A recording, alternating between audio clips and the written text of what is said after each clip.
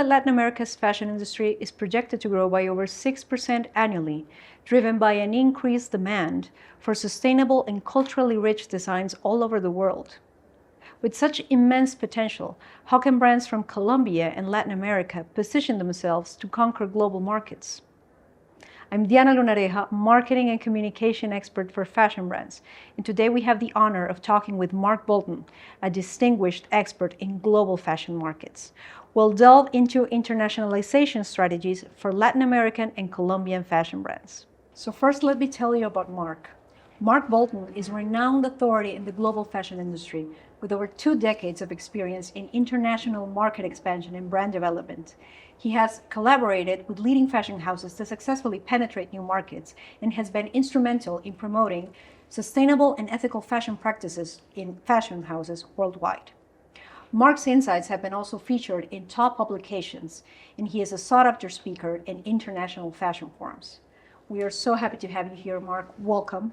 To start, I would like to ask you if you could define what internationalization entails for fashion brands, particularly those from Colombia and Latin America.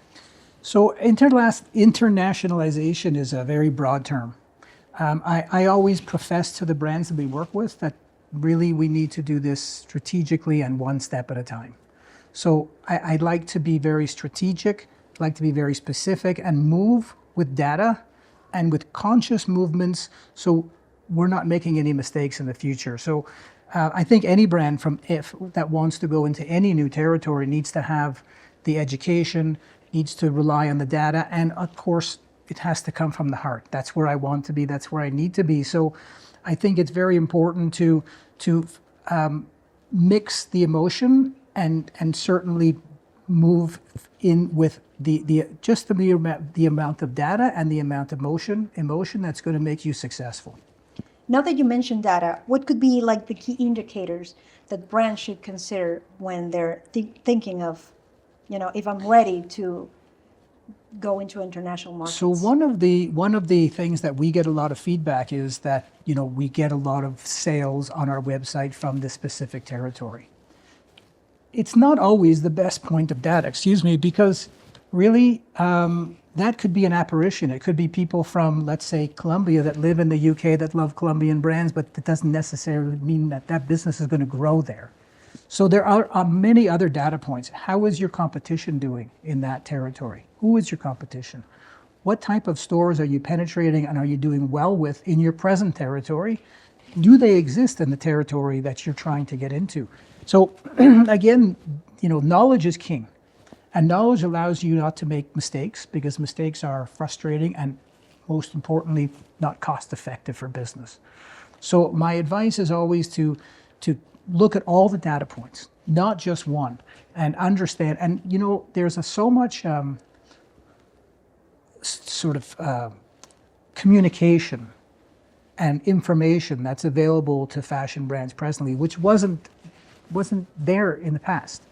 So in the past, brands had to go to the territories and look, okay, these are the stores, these are the sales agents, these are the distributors, here's the warehouse. There's so much information that you can garner online and so many different organizations, trade organizations, fashion fairs, local agents, local retailers that would love to answer your questions for you. Get as much data as you can and then make a decision whether you feel that that's the right place. I mean, at FNAD, that's what we do all day. So we are lucky enough to have global offices and global staff all over the world and team members that really give on-time data. So it allows our brand partners to be able to make that step seamlessly and smoothly into these new territories. I talk a lot. So. No, go on. We love low-hanging fruit. I say that quite often. I think a lot of my team members are sick of me saying it, but we like to see brands going into territories that they're going to gain traction and not immediately have headwinds. So find those territories, buy the data and your emotion and go forward there, but one step at a time. You can't conquer the world all at once. You need to really understand, get the formation, understand where you're going and what the intricacies are, and then go forward from there. and build a foundation before going anywhere further. Now that you mentioned, like, you can't conquer the whole world at once, there's definitely cultural differences that have an impact that are at play also. How can brands like identify if they're going to engage with those new markets? What would be the nuances there? That's a very good question. And again, that it relies back on data and on doing the research. But at the same time, the fashion industry is a global industry. And there's some brands that resonate globally. There's no issues. And there's others that just won't. It could be seasonality. It could be style trends. It could be just a cultural difference between how people dress and how they like to dress. So again, that phrase I say, that low-hanging fruit, understanding what the end consumer wants. So we like to work a little backwards at FNAD. I know it sounds a little strange, but working backwards meaning understanding your consumer. Who's the end user? What do they do? Where do they eat? What car do they drive? What watch do they wear? What clothes do they love to wear? That's your target. And then work backwards. Where do they shop? Understand, and who are the brands that they're buying and where are they being sold? And are those the brands that you hang next to in your other markets, or do you want to hang next to them? Are they going to be a good foil for your brand? And if all those things seem to check, then find the representation that services those points of sale. It's not brain surgery to do this, but there is a lot. It is a journey, and we love when we work backwards. So we're understanding to put the right team in place that's going to be successful. So, for instance, if a brand wants to go to the UK and their ambition is to sell Selfridges, don't hire a representation, a sales wholesale team member that doesn't have connections in Selfridges, because you're not going to get the goal that you want. So understand the goal. What's the end user? That's your goal. You want them to resonate to your brand, because if they don't, then you're wasting your time in that territory. So gaining data each step of the way will really get you a good feeling that that is a place that I feel comfortable, that I can do business. And then you go. I see. So the data points are key in what you're telling us. But, you know, it's very interesting, as I was just saying in a seminar this morning. We're lucky to live in a community, this fashion world we live in, that yes, there are incredible tools that have been developed in our favor. And we're able to use them to be more effective in so many ways. But at the end of the day, we're a product and people business. It just is that way. And relationships are so, I mean, look behind you. It's people meeting people, and it's just joyous. So use that. Of course, use the data available to you. You'd be silly not to. But don't discount this type of interaction. The amount of knowledge that you can gain by spending time talking to people, understanding their culture, it's just really going to allow you to not misstep when you're looking at new markets. I'd like to ask you about brands' digital presence, specifically now that you're mentioning like the importance of people and the importance of data. I would say like things like social media can intertwine those two aspects of the business. What do you recommend for brands that are aiming to internationalize, and what platforms or strategies would be crucial at that moment for a brand? The one thing we emphasize at FNAD is to tell your story, and don't deviate from the story you're telling. There's enough end users, consumers, that will resonate to your story if it's genuine, and if you are telling it in an eloquent and focused way. So don't try and be everything to everybody. You just can't. Messaging is key. If your message is my brand is sustainable, or my brand is technical, or my brand is luxury, then that's the story you need to consistently be telling on all platforms, and tell it in an elevated way. I'm a big believer in assets that have quality. I'd rather have less assets, but high quality assets, because sales is theater. And yes, I'm the salesman and I'm the actor, in certain instances. But the staging is the assets that I'm given by my brands. So I really need to have powerful assets. I'd rather have less because, assets, these beautiful booths you have behind, that's not inexpensive. But we have brands, and I would recommend to say, like, you don't need a huge stand, but have a beautiful smaller one. Just really elegant and beautiful. It tells your message, tells your story. So I think that that's very key. And on all the social media platforms, continue pounding that story in an elegant way, seamless. I'm sure everyone has seen platforms that they love. They go on Instagram, just aesthetically so beautiful, and the stories being told, and you go back often. And then there's others that are just completely disjointed, and it's almost, it's uncomfortable, and you really don't want to visit again. I think that's the same with the store, the same with the brand, the same as the platform. It is very important, and we're seeing that more and more. They have to be cohesive. Even if it's the hang tag on the garment, make it beautiful. Tell the story you're trying to tell, because believe it or not, all these little details are what sets you apart from your competition. That's really valuable advice, because I think that in the global fashion industry, there's sometimes the message that fashion has to move fast towards new stories constantly. And what you're saying is like, no, stick to your story and be cohesive with it. Interestingly enough, and that's very good observation, but the fast fashion is their story. So that's what they are building upon. They're not really changing their story. They're just, you come in here every 2 weeks, you'll find new product that's trendy, that you've seen, that's their story to tell. Whatever your opinion is of that, that's fine, but that's their story. The end consumer in what we're seeing is gravitating towards authenticity, gravitating towards brands that do have an actual story and are telling it, and it's not made up in some marketing company, that have people behind the brand that are working in conjunction with it every day. So they see it, they feel comfortable wearing that because they can tell the story to themselves and maybe to somebody else. So it's a very interesting way of conveying the message in a way that is comforting.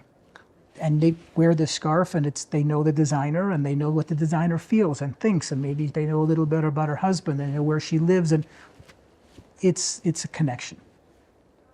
I would like to move on to other phases of the process that have to do with Please. Legal and regulatory considerations that boring. brands should have. Boring.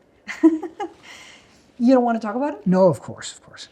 Okay, so I would like to ask you, what legal and regulatory considerations should brands be aware of when entering foreign markets, and how they can prepare? So again, we like to use the word seamless at FND a lot, and that could be a big seam right there. If you don't know what you're getting yourself into, that could really be catastrophic. We don't like surprises. So doing your homework, and this information is available. Most fashion councils, most governmental export departments, most 3PL warehouses, most customs brokers, all these places, even the factories that you use, the factories you use may be already shipping into that country and saying, okay, in this country, you need this label, you need this number, it's got to be placed here. The information's there. If I'm not saying too lazy, because you're busy and you're doing it, it's your passion, it's your baby, and you're on the go. Don't let this point be your downfall. So, for instance, in Canada, all labeling has to be bilingual, French and English. I've learned the hard way that there were suppliers that didn't get the message, and then the product was taken off the floor physically in season to be relabeled. So that's time off the floor, time off sales. And that could have been easily remedied just by a tiny little bit of homework. Just a tiny little bit of investigation would have alleviated that pitfall. So do it, it's there. It's just as important as a beautiful garment as getting it into the product, getting it into the wholesale chain seamlessly. Otherwise, so I started my seminar this morning, and I do say this quite often, that our business is intricate and nuanced, but at the end of the day, very simplistic. It's, you sell, you ship, and you get paid. It's crass, maybe, it is capitalism, but that's the business itself. If any of those pillars fall, the other two will fall along with it. So if you can't get your product into the markets that you're penetrating, you already have the sales, happy, your agent's happy, you're happy, and then you stumble through logistics, or you stumble through lack of knowledge for the nuances and the legal details of these territories, that is such a shame, because you've done the hard work almost. Sometimes the hard work getting paid, but that's one of the pillars that needs, so do your homework. It's out there. I mean, you know, AI has made life quite simplistic as far as gaining information like this. Don't ignore it. It's all there for you. But then I would ask, for businesses that perhaps feel overwhelmed with what you're telling us, the strategic partnerships could be a way to secure that internationalization process, that it runs smoothly. We were talking about partnerships and how they can sometimes help brands when they feel overwhelmed with the internationalization process, the regulations. And so what should brands look for in a partner? So the reason that my co-founder, Jan Brabers, and myself founded FNAD was to really help that process. And we felt that there wasn't one place that could really help brands seamlessly expand on a wholesale global level. Very difficult. Many have been successful, many have failed, many have made mistakes and had to regroup and go back. And so we look at every detail in order to be able to make sure that that seamless transition is put in place. But not everyone's our customer. And by the way, we don't work with everyone that comes to us, because there are, you know, some brands that are maybe not ready and some brands that really don't need our services. There's everything in the middle. So there are so many partnerships that can give you the access and the knowledge you need in order to enter into new territories. Number one is a local sales agent. So if you want to go into a new territory and you feel that that's the territory, you've done your research, you get it, I understand the end user, working backwards, everything's pointing that that's a territory that I would like to be in. How do you do that? So you don't go sell door to door yourself. There are marketplaces. Yes, you can have your product up on market. It can be a global marketplace or a specific marketplace. But you want local representation, because local representation give you the knowledge that you can't gain, because they do this every day. So my past, and we still have a fashion agency, was a multi-brand fashion agency. My territory was Canada. The reason why brands came to me, because I had an expertise in the country itself. I had the relationships, but I also knew how to launch a brand. I've done it before. That's why people would hire a sales agent or a distributor, because we have the on the boots, on the ground knowledge of the territory itself. We will give brands the proper advice on how to move forward in the territory. Now, I would never give one of my brands bad advice, because I want them to be successful, which means that I sell more, I make more commission, they get bigger. That's the sales agents. Sales agents eat what they kill. They sell as much as they can to make as much commission as they can. Distributors, the same. They sell as much. That it's the business, it's capitalism, it just is. So take the advice.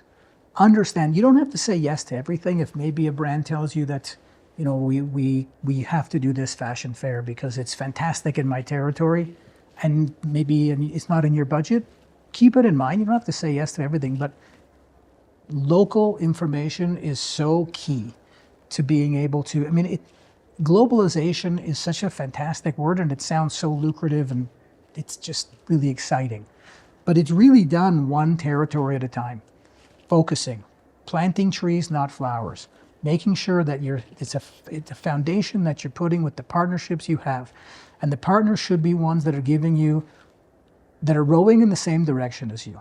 Surround yourself with people that have your same dream and the goal that you're all going towards, you're marching seamlessly on the same path. It's so important to put that team together. Sometimes there's, your company is only as good as its lowest quality component. And if there's someone on the team or whatever that looks like is not going in the same direction, you will not be going in the right direction. So I always put the team together, put the right sales agents, put the right distributors, put the right internal team together, put the right retail partners together, and then you have a foundation. So Mark, can you tell us a bit of the types of brands that you've helped in this process?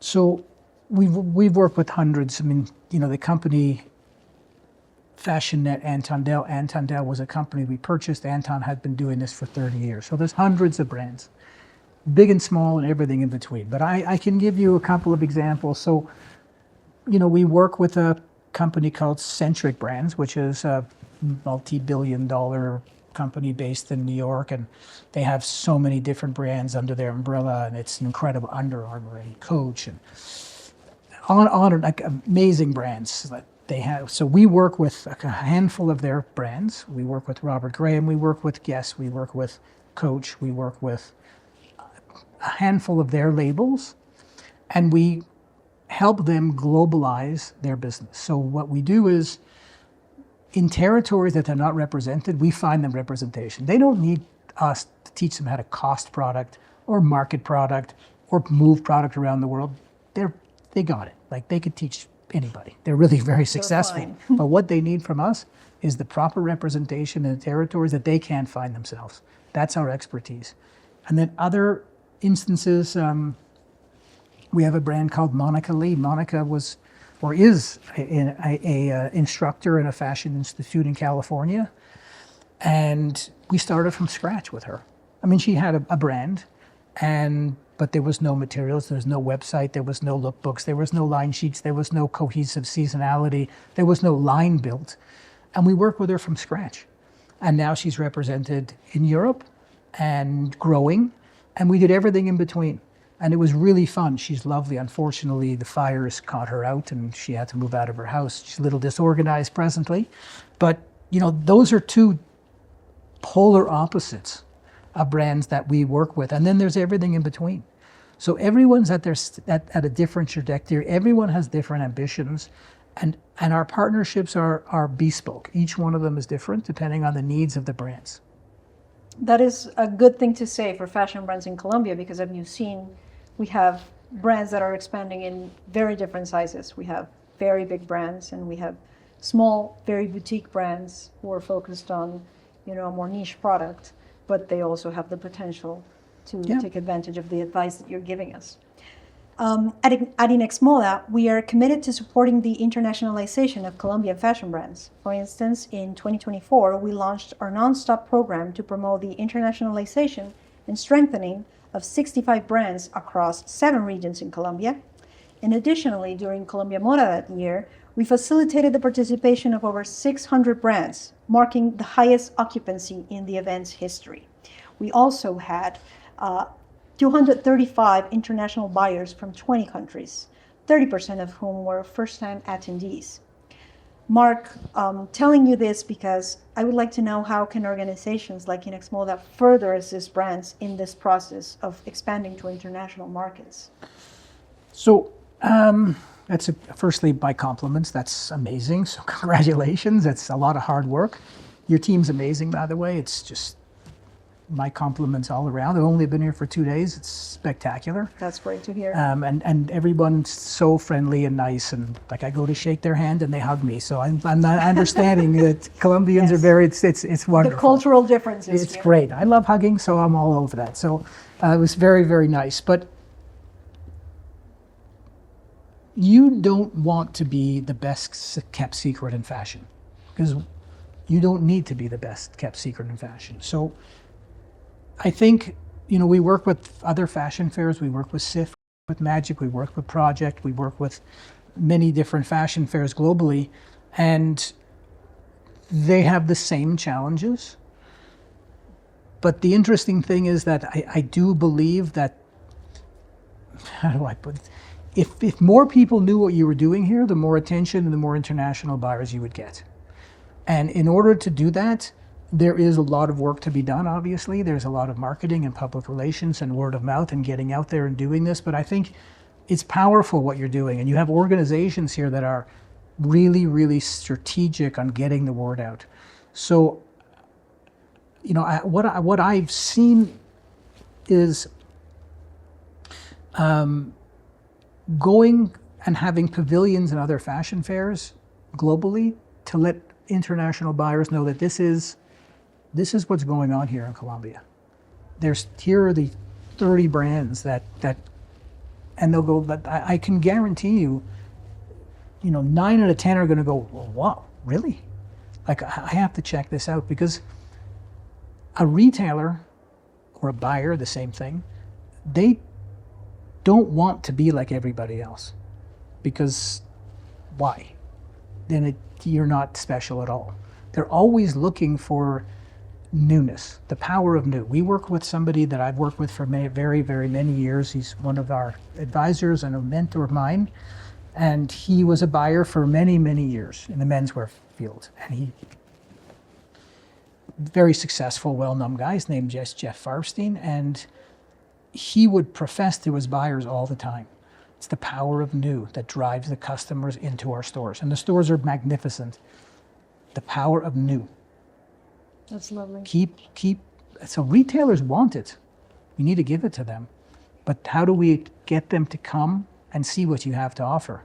I think globalization means maybe go to these other fairs, and there's many different platforms. I'm not a marketing company, but I do believe that the more exposure from international buyers from the messaging you just gave me, the more will come. I would like to go over again some of the common challenges. You addressed some of the regulation challenges, but are there other common challenges that fashion brands are facing when they're in the process of expanding to international markets, and how could they, be on the lookout for them? There's many, really. And you're always going to get caught out. There's no perfection to this. There's always going to be something that flares up a little bit. But you need to be able to be resilient and be able to put it out quickly and move forward. It's really important. You will get it down. It can be repetitive. You have the functionality to do it. But it's the first one or two that really is a little daunting. Again, I go over the data is there. The partnerships are key. I think really, because I could make a checklist of things that you could do wrong. But the one thing to do right is find local representation who know all the things that everyone else has done wrong and teach you how not to do them all.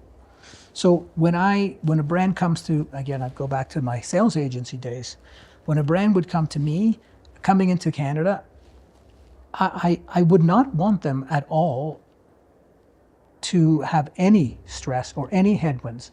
So I would be very focused on making sure that they have all the tools they need to give me what I need and to give the retailer what I need. So rely on that. And those partnerships will really help you, because I know, and if I don't know, I know someone who knows. Because I wanted to be, if I'm your representative, and that's why agents are and distributors are so important to the whole wholesale system, because we make business move. And so brands need that middle person to be able to seamlessly go in and find that end user. And and again, I go back to those 3 pillars. We can make sure those 3 pillars stand. The brand has a lot of knowledge, for sure. They've done all their research, definitely. But there probably or will be eventually something that they've missed. Allow your team to teach you how not to miss it. And every territory is different. They're all, not only culturally, and not only seasonality, and not only the taste level, but it's also the nuances that territory possesses that only local representation can really enlighten. That's great. So, looking ahead, what trends do you foresee in this international market expansion for fashion brands? And how can Colombian and Latin American brands position themselves to take advantage of these trends? Again, power of new is so important, and you possess so much new because I'm sure there's brands here in Colombia. I wish I could name a few that you've seen, that you used to seeing, that you love and wear, and maybe even said, you know what, I wore that when I was younger, now I'm going to move on to something. But no one's seen it outside of Colombia or Latin America or wherever territory, so that's new. That's number one, that's for sure. But at the same time, for brands themselves, it's a story. And I maintain that it's just tell your story in a way that's irresistible. Not to everybody, because again, you can't be everything to everybody. Find that story, be proud of that story, wear that story every single day, and the ones who you want to talk to will begin to listen. It takes time. There's a lot of noise on the internet and social media, a lot. And to be listened to be heard is extraordinarily expensive. But the right story told in the right platform will resonate and it will find its ear. It's just patience and persistence. Mark, thank you for sharing your invaluable insights on internationalization. Your expertise will provide a roadmap for Colombian and Latin American brands that are aspiring to make their mark on the global stage. To our viewers, we hope that this conversation has been informative and inspiring. Remember that you find all these video podcasts in every social media platform that Inexmedia is at. And stay tuned for more engaging discussions with the valuable visitors that we have in Colombia Tex 2025. Thank you so much. Thank you. Appreciate it.